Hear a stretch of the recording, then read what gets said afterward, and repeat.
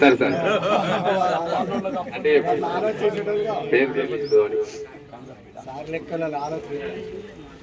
ఉప సర్పంచ్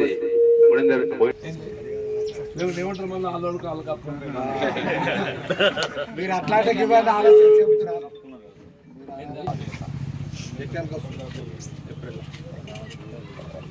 కరల్లా మహేష్ గారిని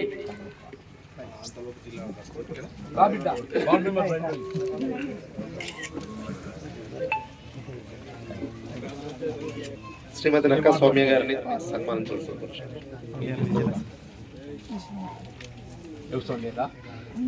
కొడిపల్లి మాధవి గారిని సన్మానించాల్సిందిగా కోరుతున్నాను. ఇప్పిస్తాం అందరికి మిషన్ పుట్టచ్చిన అందరికి మిషన్ బిడ్డ ఏం చెప్తావురా సఫాయిలు పర్మనెంట్ నౌకర్ కాదు వాళ్ళు టెంపర్ అయ్యి ఎక్కడ పంచాయతీ సిబ్బంది కూడా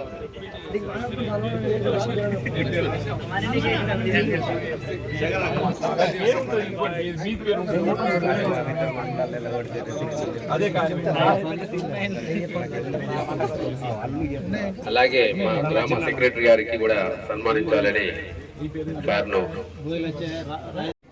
మన గ్రామ కోఆప్షన్ నెంబర్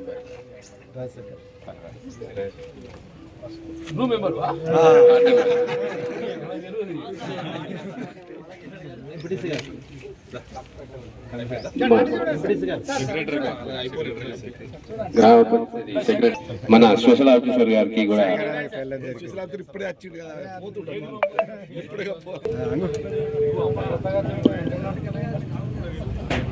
మన హెడ్ మాస్టర్ హెచ్ఎం గంగారం గారికి సన్మానించాల్సింది.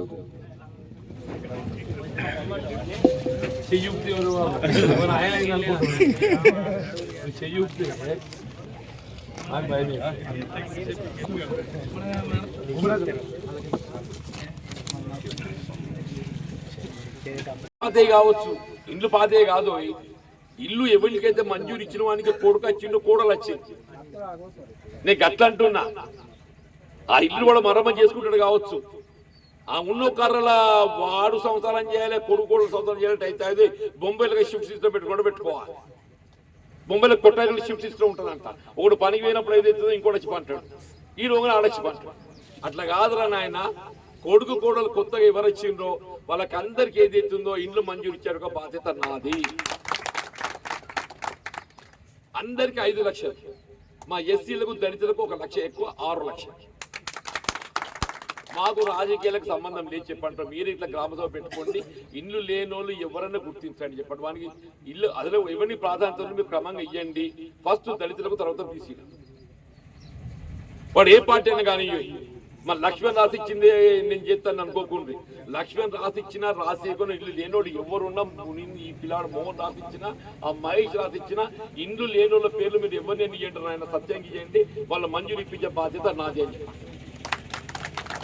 ఇప్పుడు ప్రభుత్వ పథకాల మీద హక్కు అనేది ప్రతి ఒక్కరికి ఉంటుంది. ప్రభుత్వ పథకాల అమలుకి ఏది ఇస్తుందో కార్యక్రమానికి దానికి కొన్ని నిర్ణయాలు, ఒక గైడ్ లైన్స్ రూపొందిస్తారు. ఆ గైడ్ లైన్స్ ప్రకారంగా అవి అందరికి చెందాలి. అట్లాగనే ఏది ఇస్తుందో నాకే నేను చెప్పినోడికి ఇవ్వాలని చెప్పేది కరెక్ట్ కాదు చెప్పంటున్నాను. ఇప్పుడు పెన్షన్స్ ఉన్నది బాబు, 2016 గత ప్రభుత్వం అమలు చేసింది గొప్పగా. దాన్ని ఇంకా ఎందుకంటే ఒక ప్రభుత్వ ఉద్యోగి అయినాయి, ఈయనకు 5 ఏళ్ళకి ఒకసారి జీతం పెరుగుద్ది.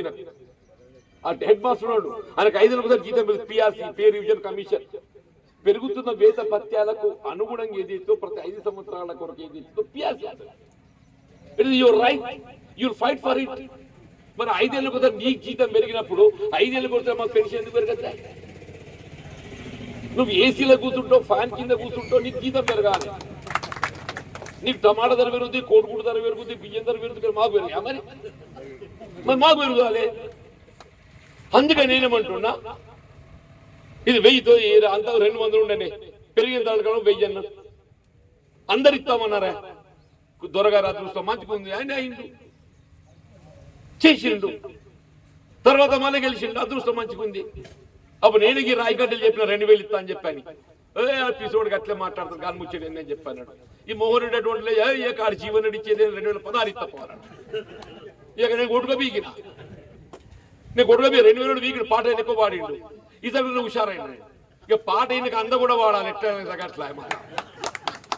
నేను 2000 అంటే 2016 అన్నాడు. నీకు పాట గట్టిగా వాడాలి కదా. నేను ఈయనకు అందకుండా దొరకకుండా 4000 పాట వాడింది. నీ 4000 అబ్బ కొడుకు ఇక్కడికి నీకు తాటి చెట్లుగా వాడిరా అని చెప్పి నీళ్ళక వాడ్డాం. మేము ముందర వాడ్డాం. మా అదృష్టం పలికింది. కాంగ్రెస్ సర్కార్ వచ్చింది. తప్పకుండా రేపు ఉగాది నాటికి 4000 తప్పిట చెప్పండి. 200 రూపాయలు కరెంట్ మాఫ్. బహుశా నేను అనుకుంటే ఇది ఎన్నికల లోపలనే మాఫీ చేసే ఆలోచన చేస్తుంది. మొన్న సీఎం గారితో నేను సీరియస్గా మాట్లాడినాను. మీరు అన్ని ఒకటికి చేయకుండా ఈ 200 యూనిట్లైనా కనీసం తప్పక చేయాలి సార్. ఇది నిరుపేద వర్గాలకు అందరికీ వర్తించేటువంటి కార్యక్రమం. ఇదును సిలిండర్ ఈ రెండుకి మన పార్లమెంట్ ఎన్నిక లోపల ఇచ్చినందుకు మనకు అనుకూలంగా ఉంటుంది. ప్రజలు ఒక విశ్వాసం పొందగలుగుతామని చెప్పింది. సీఎం గారు కూడా ఎంతో సానుకూలంగా స్పందించింది. ఇండ్ల గురించి కూడా చెప్పాను నేను. ఇండ్ల గురించి కూడా ఎదుగుతూ వేసవి మన ఇండ్లు కట్టుకోవడానికి సరైన సమయం ఇది. ఇప్పుడు మంజూరు ఇండ్లు కట్టుకుంటాం. వర్షాకాలం ఇస్తే వాడు ఇండ్లు కట్టుకోవడానికి అనువుగా ఉండదు. కాబట్టి ఎక్కడికి వచ్చి ఇప్పుడు ఇండ్ల ప్రక్రియ ఆరంభిద్దామని చెప్పి కూడా చెప్పాను బాబు. ఇటువంటి కొన్ని నేను వారి సలహాలు సూచనలు ఇస్తుంటా. ఈ తులం బంగారం నేనే చెప్పిన. ఇప్పుడు వీళ్ళు 1,00,000 రూపాయలు అన్నారు. ఈ ఇళ్ళ మీద మనం పాడవాడాలి నిలవాడాలి. ఆడోళ్ళకు బంగారం మీద మోజు తెలియదు. ప్రభుత్వాలు మారుతుంటాయి కానీ ఏ ప్రభుత్వం అధికారం ఉన్నా కానీ ఈ గ్రామ పంచాయతీలకు కావాల్సిన నిధుల సమకూర్పు అనేది ప్రధానమని చెప్పంటున్నా. ఆ నిధులు సమకూర్చబడ్డప్పుడు మాత్రమే మనం ఆశించినటువంటి ఒక అభివృద్ధి కార్యక్రమం చేయగలుగుతాం. మనం ఆశించిన గ్రామ స్వరాజ్యాన్ని సాధించుకోగలుగుతాం. దానికి సంబంధించి 73, 74 రాజ్యాంగ సవరణ అప్పుడు రాజీవ్ గాంధీ గారు ప్రధానమంత్రి ఉండగా ఏదైతున్నదో స్థానిక సంస్థలకు ఎన్నికలు నిర్వహిస్తేనే సరిపోదు. ఎన్నికల నిర్వహణతో పాటుగా ప్రత్యేకంగా ఢిల్లీకి వెళ్ళి గ్రామానికి నిధులు సమకూర్చబడాలని చెప్పని రాజ్యాంగం పొందుపరిచింది. దాని పర్యవసానం ఏదైతుందో దాని ఫలితం ఇవాళ ఇప్పుడు మిత్రుడు పేర్కొన్నట్టు ఏదైతుందో మహేష్ చెప్పింది. మా కేంద్రకి నిధులు రావడంతో ఈ మాత్రం కొద్దిగా ఖాళీ ఆడించమని చెప్పి వాస్తవం చెప్పండి. ఇది రాజ్యాంగంలో పొందుపరిచింది. ఇవాళ గ్రామ పంచాయతీలకు ఎన్నికలు నిర్వహించడం సరిపోదు, నిధులు కూడా సమకూర్చాలి. 13 ఫైనాన్స్ 14 ఫైనాన్స్ ఉన్నది. ఇది అందులో పొందుపరిచింది. తదుపరి యూపీఏ ప్రభుత్వం 10 సంవత్సరాలకు సోనియా గాంధీ గారు యూపీఏ చైర్పర్సన్. నిజంగా అందరం అంటారు విదేశీ వనిత అని చెప్పి. నిజంగా విదేశీ వనిత మనల్ని కట్టుకోవడంతో ఏదైతుందో మన భారతదేశమైంది. కానీ ఆమె రూపొందించిన కార్యక్రమం ఇవాళ చెప్పంటున్న జాతీయ గ్రామీణ ఉపాధి హామీ పథకం అనేది మొత్తం దేశంలో గ్రామీణ ప్రాంతానికి ఒక వరం లాంటిదని చెప్పండి. వీళ్ళ గ్రామాలలో వ్యవసాయ కూలీలకు పని లేని సమయంలో పని కల్పించాలి. వ్యవసాయ పరిధినాలు ఎప్పటికీ ఉండేవి. కేవలం కలుపులు, నాట్లు, ఇతర కొన్ని సమయాలలో పనులు ఉండేవి. మరి వ్యవసాయ కూలీలకు పని కల్పించాలి అనేటువంటి ఒక భావనతోని ఈ పనికి హామీ ఉపాధి పథకాన్ని ప్రవేశపెట్టడం జరిగింది, మంజూరు చేయడం జరిగింది. ఇందులో మీరు ఎవరన్నా కానీ చదువు లేదు, సంధ్య లేదు, ఆంక్షలు ఇవ్వు, నాకు పని కావాలి అని చెప్పని ఎవరు పేరు నమోదు చేసుకున్నా మీ 15 రోజుల లోపల మీ పని చూపెట్టే బాధ్యత ఏదైతుందో వీళ్ళ ప్రభుత్వం మీద ఉందని చెప్పండి. ఎవరైనా కానీ చెప్పి ఇప్పటికి చెప్పండి. ఇక్కడ జాబ్ కార్డు ఎన్ని ఉన్నాయో నాకు తెలియదు కానీ జాబ్ కార్డు లేనటువంటి వాళ్ళు ఇంకెవరున్నా కానీ మీ పేరు నమోదు చేసుకొని మీ పని చూపెట్టే ఒక బాధ్యత మన ప్రత్యేక అధికారి గారు అరుణ్ కుమార్ గారు తీసుకుంటామని చెప్పండి. ఇబ్బంది పడకండి దయచేసి. ఇక చేయవలసిన కార్యక్రమాల గురించి ఏదైతే ఇవాళ ఈ ప్రత్యేక అధికారి ఎందుకు నియామకం చేసుకున్నాం, ఎన్నికలు ఎందుకు నిర్వహించలేదని కూడా ఒక సమస్య వస్తుంది. మీరు యాళ్ళకి ఎన్నికలు పెడితే అయిపోతున్నాయి కదా, అసలు ఎందుకు మీరు దీనికి ఒక సమస్య ఒక రాజకీయ అంశం చూడండి. రాజకీయ అంశం ఏంది? పోయిన ప్రభుత్వం ఏదైతుందో ఒకసారి రిజర్వేషన్ రూపొందిస్తే అది 2 పర్యాయాలు ఉండాలని చెప్పని పోయిన ప్రభుత్వం రూపొందించింది. ఈ రిజర్వ్ ప్రక్రియ 2 సార్లు రూపొందించాలంటే ఉదాహరణ మన సర్పంచ్ ఎస్సీకి రిజర్వ్ అయిందా, 2 ఏళ్ళంటే 5 ఏళ్ళు 10 ఏళ్ళు పోతుంది. మన తర్వాత చెట్లు 5 ఏళ్ళు 10 ఏళ్ళు పోతుంది. మూడో టర్మ్ రావాలంటే ఈ 10 ఏళ్ళు అయినాక అది మూడో టర్మ్ వస్తుంది. సపోజ్ ఇప్పుడు ఎస్సీ వచ్చింది కాబట్టి మీ దగ్గర ఎస్సీలు అవుతున్నాయి, ఎస్సీకి రాది బీసీకి వచ్చింది అనుకో ఉదాహరణ. 10 ఏళ్ళు అయితే బీసీ ఉంటాడు కదానే, తర్వాత ఎస్సీ వస్తుంది అనుకో, 10 ఏళ్ళు ఎస్సీ ఉంటాడు కదా, ఓసీలో పోటీ చేసే అవకాశం రాదుగా 10 ఏళ్ళ దాకా. వాడు ఆశపడ్డాడు ఏదైతే వాడు ముసలోడు అవుతాడు, ఆశపడ్డాడు ముసలోడు అవుతాడు. దానికి గెలిపోయిన తర్వాత అవకాశం అయితే రావాలి కదా, నేనేమంటున్నా అవకాశం రావాలి కదా. కాబట్టి ఏదైతుందో ఈ 2 పర్యాయాలు అనేది సమంజసం కాదు, దీన్ని ఒక పర్యాయం చేయాలి. గతంలో రొటేషన్ సిస్టమ్ అనేది ఎప్పుడైనా ఒకటే పర్యాయం ఉంటుంది. గత ప్రభుత్వం ఏదైతే కేసీఆర్ గారు వారి ఆలోచన ఒకసారి చేస్తే ఈ 5 ఏళ్ళకి మనతో మనకి ఎట్లా అవకాశం రాదు కదా, ఈ అమ్మాయిని చైతన్యం చేయకుండా అనుకుంటారు కాబట్టి 2 టర్మ్ అవకాశం అయితే బాగా పనిచేస్తాడు ఆయన లెక్క అనుకున్నాడు. సార్ దీనిలో ఏదైతుందో ఈ రొటేషన్ సిస్టమ్ కొంతమంది అవకాశం ఇబ్బంది అవుతుందని చెప్పని కాంగ్రెస్ పార్టీ ఎన్నికల ప్రణాళికలు పేర్కొన్నారు. ఈ రొటేషన్ సిస్టమ్ అయితే 2 పర్యాలు కాదు, మేము ఆ ప్రభుత్వానికి వస్తే ఒకటే టర్మ్ చేస్తాం. నీ మళ్ళీ తప్పకి చేసి కాదు నాయన. మా రమ్య ఆశపడ్డగానే ఏదైతుందో జనరల్ స్థానం మీద పోటీ చేయాలి. నువ్వు బీసీ అద్దు జనరల్ కావాలి, నువ్వు మళ్ళీ పోటీ చేయాలి. బీసీ అయితే మాత్రం నువ్వు పూర్తి చేసే. ఇది ఒకటే టర్మ్ చేయాలి కాబట్టి ఏదైతుందో ఈ ప్రక్రియ నిర్ణయం చేయడానికి కొంత సమయం పడుతుంది. కాబట్టి ఇప్పుడు మనం ఎన్నికలు నిర్వహించలేక ఈ ప్రత్యేక అధికారి నియమించుకున్నాం, అంతే తప్ప వేరే ఉద్దేశం కాదు. మన దానితోనే పార్లమెంట్ ఎన్నికలు వస్తున్నాయి. రేపు ఫిబ్రవరి 15 ఏదో షెడ్యూల్ వస్తుందని చెప్పి అంటుండే.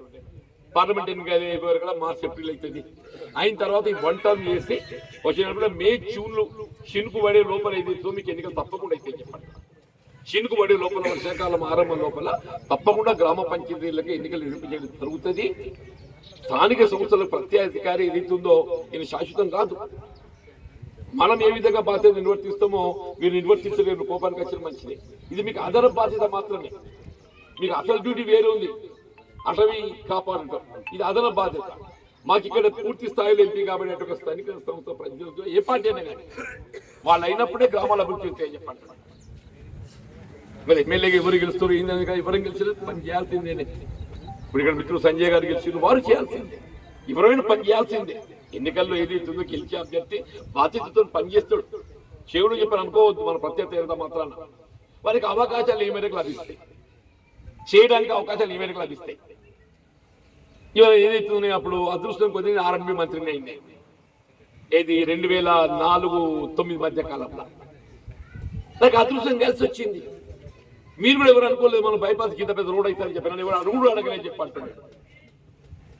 తాటిపల్లికి వెళ్ళి మొదలు పెడితే ఏదైతుందో అంబారిపేట అంతర్గామకి వెళ్ళి దరూడ్కి వెళ్ళి ఏదైతుందో నర్సింగాపూర్ బంజర్పల్లి మూతకి వెళ్ళి ఈ రోడ్ అంతా అవుతుందని చెప్పని ఎవరు అనుకోలేదు, మీరు అడగలేదు.